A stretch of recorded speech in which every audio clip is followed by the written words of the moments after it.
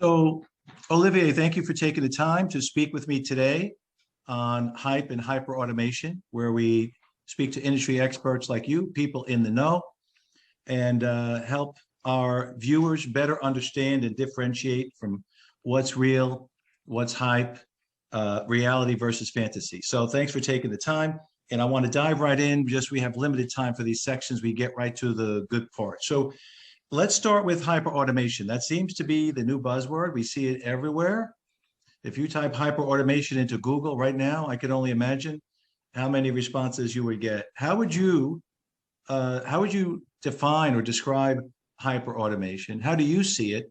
And then if you had to relate that to a topic that is near and dear to your heart, specifically intelligent automation, how would you make that connection? Yeah, yeah. So that's a pretty good question. Quite a bit of noise, I would say, right now everywhere around those topics. I would keep it simple. When you look at what we are doing in terms of automation, trying to go after specific tasks and processes and trying to use technology to automate those.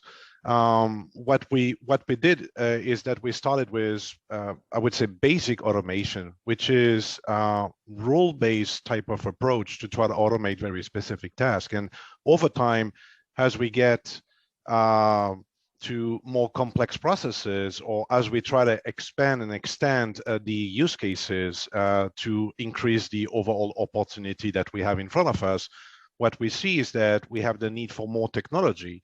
So what we see happening here is that instead of defining automation as just one tool, it is becoming an ecosystem of tools. And this is what people call hyperautomation. For example, if you have to handle the conversion from analog to digital, you will then move towards a category which is vision, where you do OCR, where you basically digitize. If you have to understand a human writing in English or any other languages, or someone on the phone, you will move towards NLP, natural language processing. So to me, hyperautomation is just a natural evolution of what we can call basic automation or rule-based automation. We are adding more capability, vision, language, and more importantly, we are adding a brain to it. We are starting to capability to make decision above and beyond rule-based, which means that, what I call intelligent automation, what the market calls intelligent automation, is just adding AI, machine learning, deep learning to the automation, just adding the brain to the bot, so you have an extended capability. So to me, hyper automation, intelligent automation, same thing, a natural extension of automation, adding more tools. It's becoming an ecosystem. No, it makes sense. But here's the challenge, Mr. OG. Here's the challenge I have with this, and the concern, I would say. So not every expert out there has actually hands-on practitioner experience. You do. So you know what it's like dealing with the technology, and then the budgeting and the people and the politics and all that jazz, right? What gets in the way. And so here's how I look at it.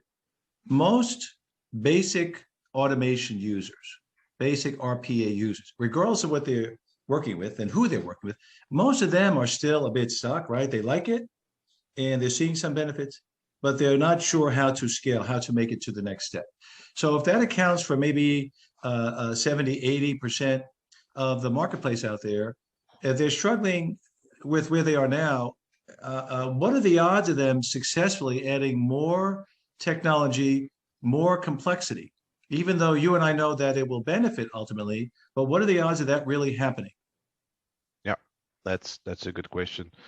So there's multiple ways to look at this. You could see this as more complexity, more tools, more headaches, but you can also see this as more opportunity to go after use cases that could not be touched before, i.e. a better return on your investment, i.e.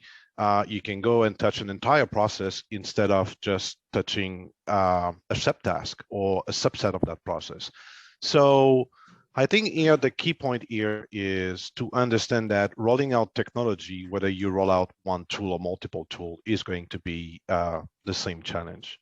Of course, you will require more expertise, and you will probably need to be helped by the right expert from those different domains. So someone that is very knowledgeable in RPA might not be very knowledgeable in machine learning. So I would say yes, you need to be surrounded by the right people that have the right knowledge. But at the end of the day, I think this is a good news conversation, because if you are in the shoes of a client that is trying to automate a process, before you had limitation, you could only do very limited things. So the outcome was limited, and maybe the expectation versus the outcome was an issue, i.e. we had a gap. Now that we can go and address more correctly the end-to-end process, okay, don't worry, Mr. Customer, you are receiving still paper. We can digitize that. Don't worry, Mr. Customer, someone is calling you in Mandarin.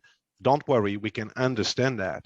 So for me, although it is more complex, as an end customer trying to automate a piece of activity, if you abstract for a minute the technology, it is basically becoming easier. The tool set is becoming bigger. The opportunity is becoming more obvious. So I would not be afraid that there's more tools, that the ecosystem is growing. I would be happy that my tool set is becoming stronger so I can better address the opportunity that I have in front of me. Okay, thank you. No, that's a great answer and a great perspective.